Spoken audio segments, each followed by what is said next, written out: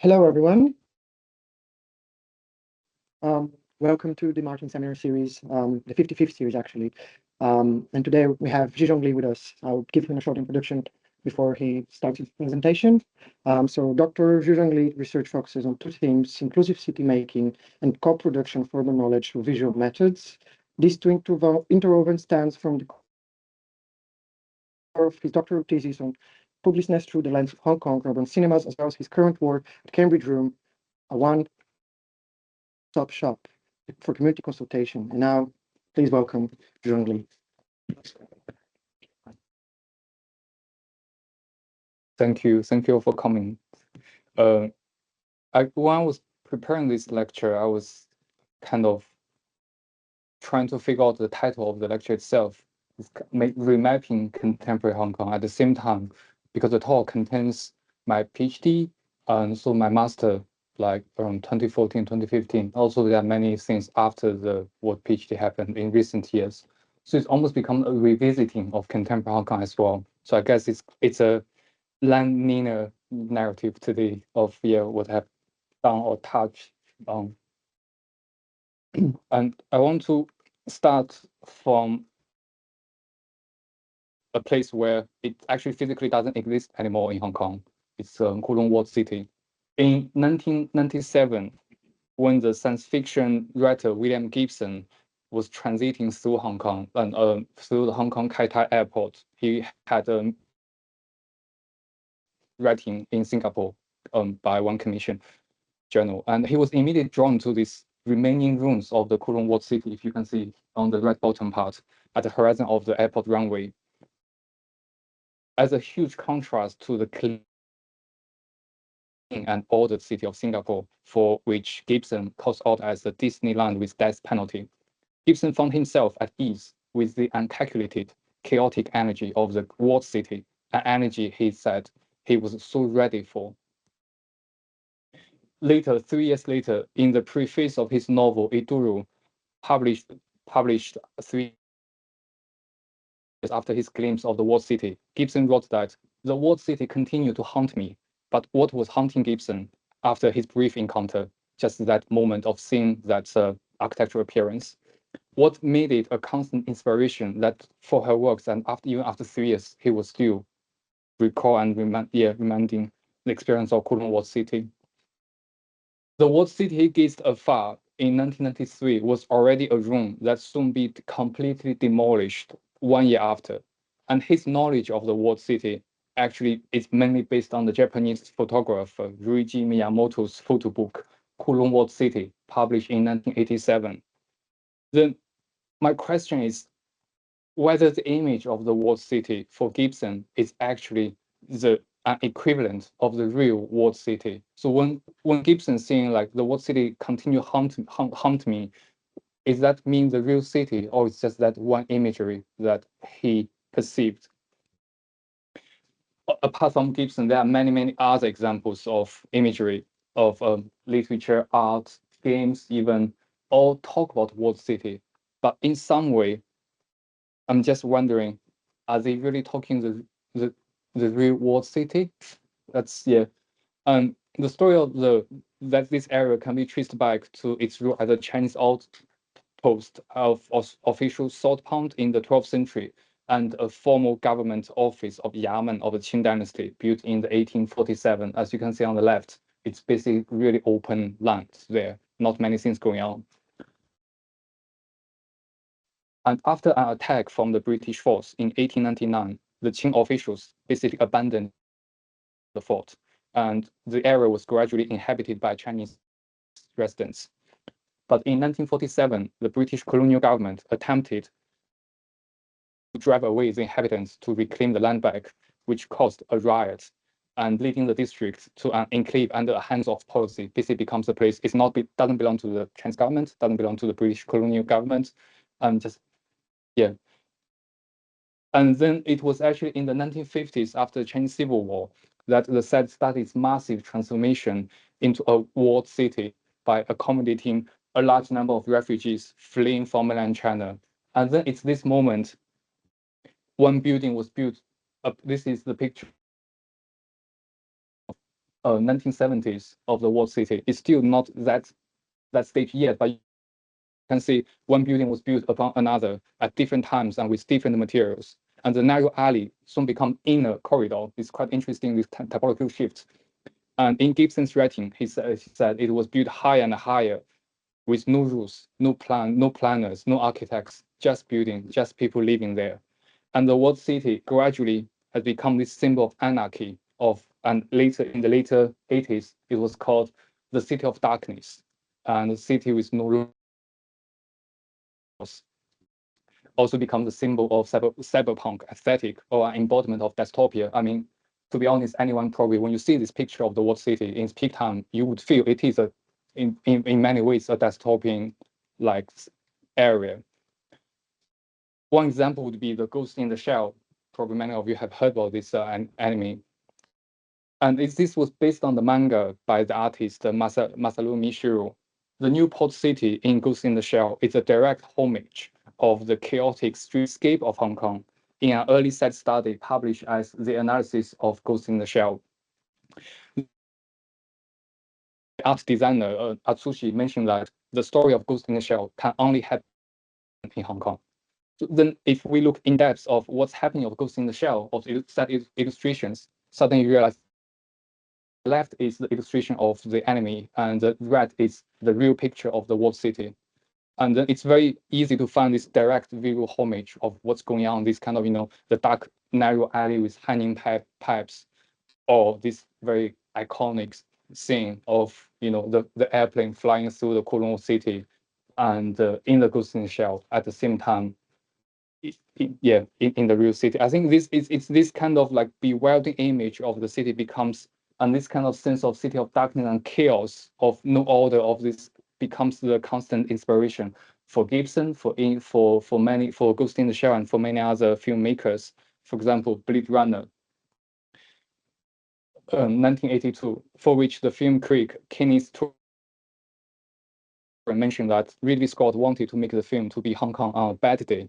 So in street scenes such as Rita Deck, like ordering food in the market, or in this scene, chasing the replicants in this very narrow alley.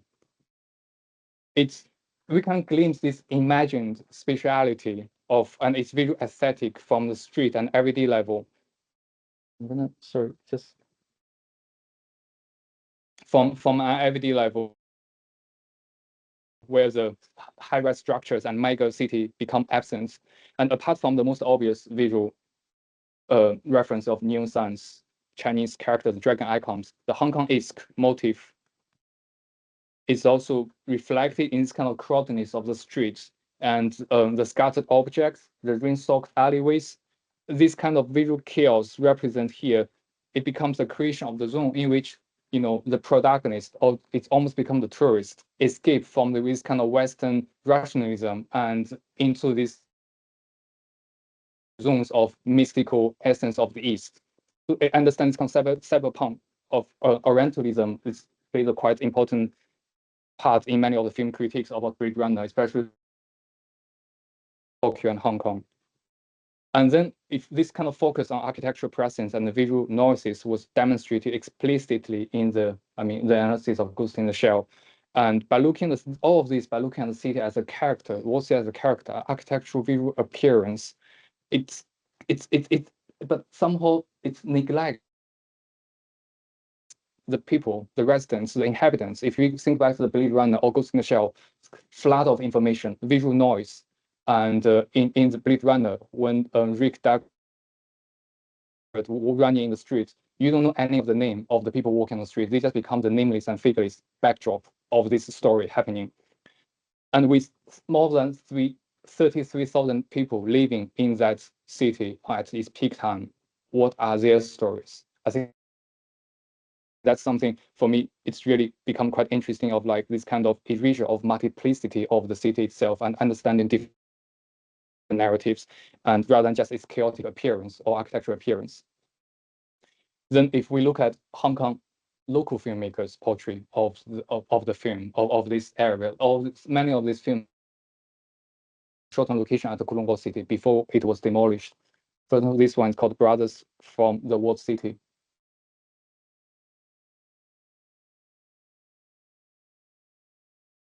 The first part of this film shows the childhood of two brothers, Zhuozhang and Zhuozhang, in their life inside the walled city. And in this scene, especially when the policeman trying to catch them, they quickly escape from the street and through the staircase and just disappeared in this kind of disorienting alleys.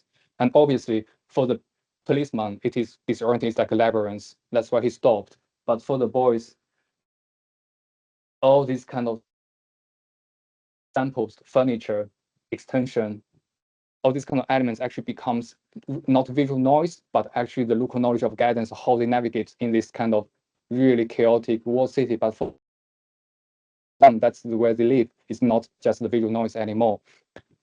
Just seems like, and at the same time, this kind of local films, like from local filmmakers' perspective, the city really the films really becomes what Juliana Bruno calls this kind of modern cartography of the site. It becomes almost mapping all the different alleyways, the space, and also activities, emotional terrain as well of this area. And maybe from here we can start actually understand the walled city a little bit more in depth to see what's really going on inside. Then in many books, many narratives talk about the city is a city of darkness. There's no place, no rules. But actually, the policeman has been involved, has been present in the city since the beginning. It's always there. It's called the city with no architects and no plans. And with recent years, many scholars discovered through this colonial report, discovered actually the city, there was many top-down planning was involved throughout this development of the city. So it was a city in a way with certain plan involved. And then for me, it just becomes very interesting here. For me, what I want to discuss is kind of like ambiguity and ambivalence of all these kind of narratives of the city of darkness, the city of no laws. But how can we really understand a deeper meaning of the area that goes beyond just one imagery, one definite static imagery? Another example, for example, is these are the kindergarten and the schools in the walled city. And if you just Google now Kowloon Walled City, this kind of picture will never appear in the search engine. And then just for me, it's really interesting. Again, we're talking narrative here, but what about the other part of the city? And Hong Kong scholar Liang Bingguan says it is a very complex place, a place that seemed threatening, but where most people continue to live normal lives, a place just like the rest of Hong Kong. So that suddenly becomes very interesting understanding of what's really going on. But then what is Hong Kong? What is the rest of Hong Kong? That's my next question, which was actually my PhD was really trying to talk about. For Hong Kong, many Hong Kong scholars or like would aware of this novel Xixi, the Marvel of Floating City by the writer Xixi. For Xixi, Hong Kong was a floating city, a city whose uncertain future resonates with the ambivalent feeling of Hong Kong society in the 1980s before the handover of the political handover. So that kind of, okay, the city is kind of floating because we don't have a certain identity. We are nowhere. But at the same time, the term floating city has been repeatedly referenced in many literature artworks, but the spatial understanding of floating city remains very vague. What does this floating city look like? What kind of building do people live in? If we go back to Xixi's novel, the only physical depiction of this physical architecture is about rolling clouds swirling by the above and the waves crashed on the swirling sea below. So, but what's going on with floating city rather than between these clouds and sea? And in recent years, this sense of floating city can even become more literal, just like the floating city and on the ocean, on the sea. And in the absence of any more details, the city in Xixi's poetry has compressed into just one definite image, as what we just talked about, Kowloon Walled City. It's just become one static image. In such a way, for Hong Kong, as a cultural critique, Chen Guanzhong argues, Hong Kong has become lost in its metaphor, and it's now merely an appealing story being repeated over and again. And in some cases, Hong Kong just Victoria Harbour in the Batman, or the New City in Pacific Rim. It just becomes once again that one single image. And what is Hong Kong? Is it this kind of picturesque hill for European residents during the colonial time? Or is Hong Kong the crowded Chinese neighborhoods down the hill and cross the segregation line of this kind of super crowded neighborhood where in the report always described where the dirty natives lives, where more than 85 people packed sardines into one 3-floor tunnel with no water supply or proper drainage system. So what is Hong Kong? And into this Hong Kong is this West Kowloon Cultural District, which is the largest cultural quarter in the world, with 40 hectares and designed as iconic, world-class, and for everyone. Or it's Hong Kong in the same year of more than 200,000 people living in the subdivided units, average 5.3 square meter each. Then my question from what is Hong Kong somehow transformed to whose Hong Kong are we talking about? And if Blade Runner is Hong Kong on a bad day, are we talking about Rick Deckard, the protagonist, or are we talking about the nameless and faceless figures in the background? And that was something for my PhD really wanted to understand is this, this is another example of Norman Foster's HSBC quarter building, but every Sunday, all the domestic workers just go in there, transform the whole area with cardboard, a very simple structure. And for my PhD, I looked at this all these kind of everyday lived urban space and social spatial practices of all these unneeded, unwanted, unnamed people. It's not just domestic workers, street hawkers, night market vendors, rooftop farmers, but also in more general, not just these so-called marginalized groups, but also in more general, the local residents, how they live in the city, how they use the city in a way, and how they reshape the formal urban environment for their needs. I mean, if we look at this a very typical image of Hong Kong, understand this kind of informal practice that often blurs the boundary between public and private. And it's this kind of very simple intervention, but it is still intervention. It's kind of chaotic and doesn't make any sense intervention. Suddenly really change and transform the space. And and to understand this way of reappropriation and reproduction of space, going back to Lefebvre, one of the main theory I've been referencing in my thesis is that to understand that the original space, the existing space, can always be reappropriated and put in a quite different use or function from its initial one. This could be the rooftop that people can just build completely another layer of this kind of self-built informal structure, or could be something really, really informal, just bodily performance, how children play and in the different corners. But my question is, all these kind of practices,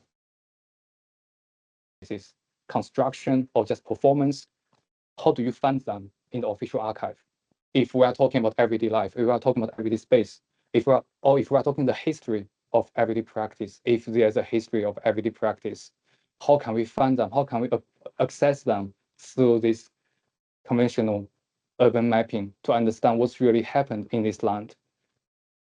Going back to Lefebvre, what he says, let us emphasize yet again the efforts which literature, cinema, and even some social science have made to get closer to the lived, and to grasp what is extraordinary within the ordinary and the significance of the insignificant. And following Lefebvre, Benheimer also talk about this everyday life and culture theories in a more everyday life understanding. That in order to deal with the inattention to everyday reality, our first task for attending to it will be to make it noticeable and to register the everyday in all its complexity and contradictions. He also mentioned, for example, montage, photographs, and cinema to invoke the hidden discourse by spatializing the interrelations of the everyday. So in that sense, it is a study of everyday events, a study of everyday materials, and then maybe it's a study of history of everyday practice. For my PhD, I use cinema, which have a strong root going back to even Italian neo-realistic urban cinema movement, in which, for example, film writer and critic Lavantini mentioned that the cinema here means this kind of neo-realism cinema rather than Hollywood cinema. We mentioned earlier the Batman, the Pacific Rim. The cinema's overwhelming desire to see, to analyze, its hunger for reality is an act of concrete homage towards other people, towards what is happening and existing in this world.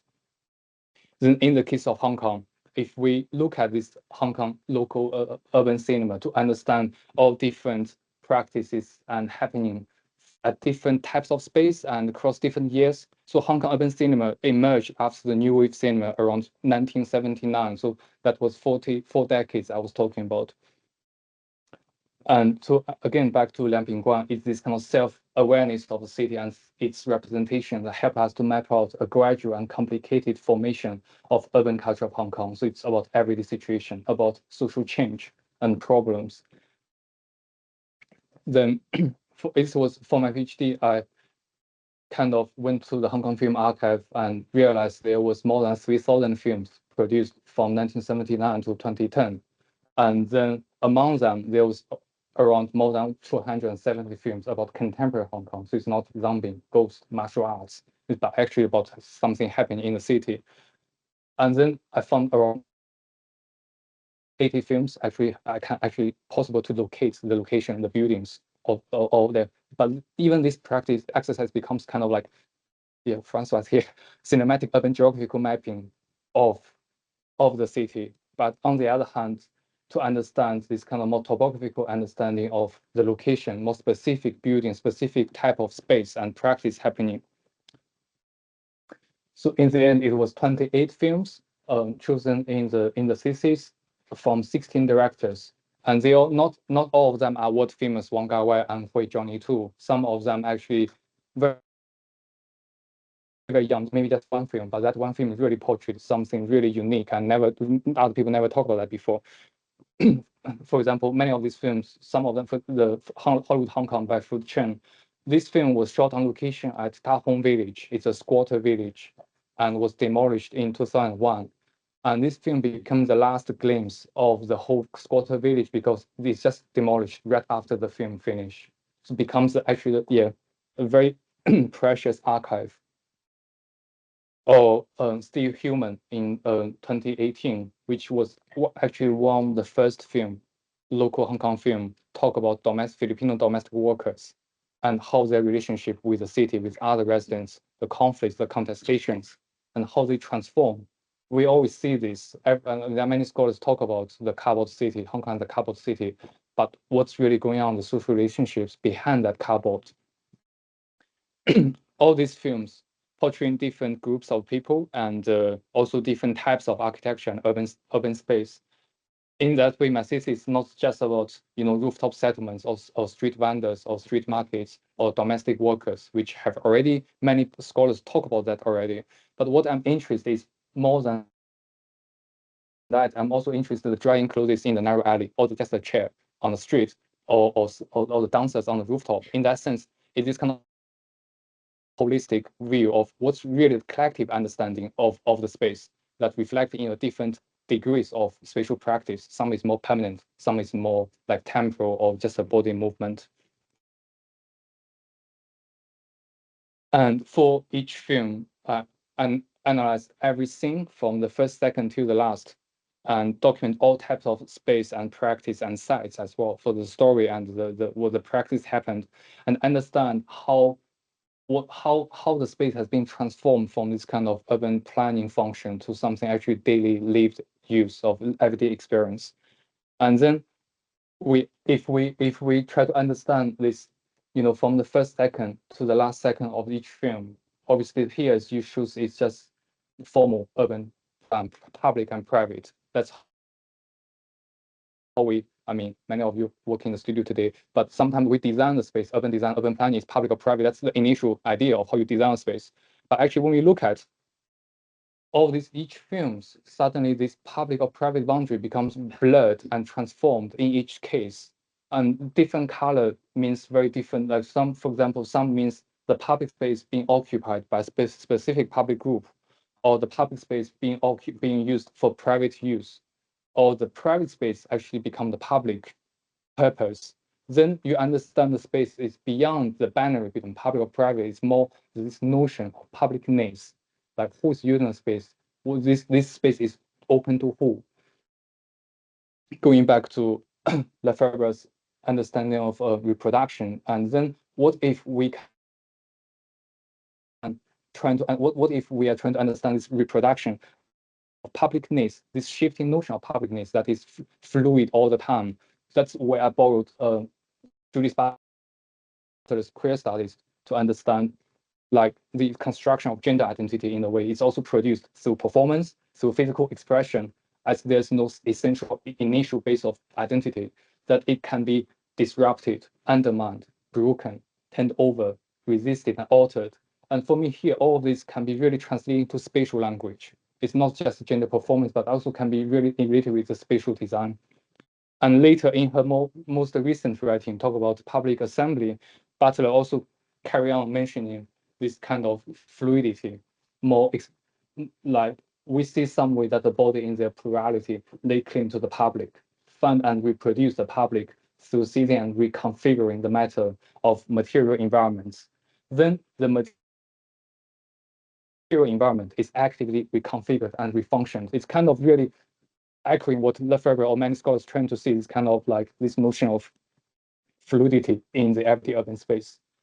And then going back to the PhD, so with these 28 films, suddenly becomes really spectrums or slices of everyday life happening in Hong Kong. They are all cinematic depictions, but all of them telling more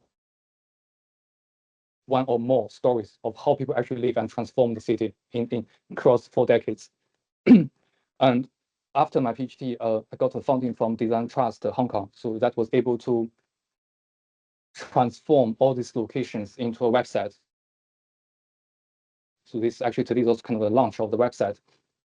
This is basically really focused on the location of these more than 80 films and where they are, and secondly, we also launched an open call of asking for public photographies, and then becomes quite interesting this kind of dialogue between cinematic space and real space to understand it's not just the cinema like portraits the certain way of using the space, could be protest, could be everyday practice, but also the website reveals that kind of cross-time relationship with the urban environment, and that to showcase that the space can be transformed in very different ways.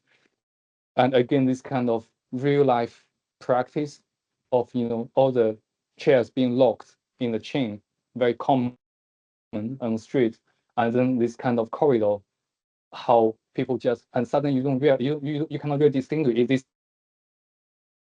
interior or exterior, because this kind of all the domestic objects going on. Again, this kind of fluidity of public and private, and between urbanity and domesticity, and also between interior and exterior. And then what I was quite aware of is, like, again, the research itself was not about just these practices. It's not just about individual practice, or it's trying to understand this kind of shared collective understanding, because many of these practices, they don't exist separately. Sometimes they overlap each other, juxtapose each other, even colliding with each other. That's a conflict comes from. But how do they really coexist in a certain way? It could be on the rooftop or passageways. And also, how do they respond to the formal urban policies of plannings of even the shopping malls strategies, getting more people, and how they really play with that in a very tactical way of understanding that of the ground floor of the in the urban plan. This area was called government community use, and suddenly actually people really transform into a community street market. So try to understand that response from both everyday perspective, how they touch this platform, how they standing here, how they use all kinds of materials. At the same time, how they respond to the management, to the urban policies, to the whole overall urban context. And for each of these, trying to it then becomes this kind of really massive dictionary, almost like, of understanding of each practice and their relationship. And obviously they have very different way of understanding, but in the end, it's still this kind of hidden social spatial network constituted by various actors, forms, and forces. Then it becomes this kind of urban tectonic studies of everyday urban space that enables us to say, obviously in my case, it's through the lens of cinema, but it's through this tectonic way understanding to see and to understand the hidden fabrication of the city. like its emphasis is on relationship and connections, and understand the actual discourse of the way the city is being built. If we understand architectural tectonic, the difference between structure and construction, of then this kind of cinematic urban tectonic is almost becomes an expression of how the city actually being transformed and being built. Then rather than just the representations or one image or just a fixed system or just a function aligned to its urban space. And then if we go back to William Gibson's writing on the walled city, maybe he did to some extent capture the walled city. What the walled city is, that is, it is a coexistence of all these mismatched and calculated windows that are all refused to be easily unified. As Liang wrote, it is exactly through these divergent perspectives and fragmented narratives that the complex hybrid nature of the urban space and the cultural identity of Hong Kong are revealed. And thank you.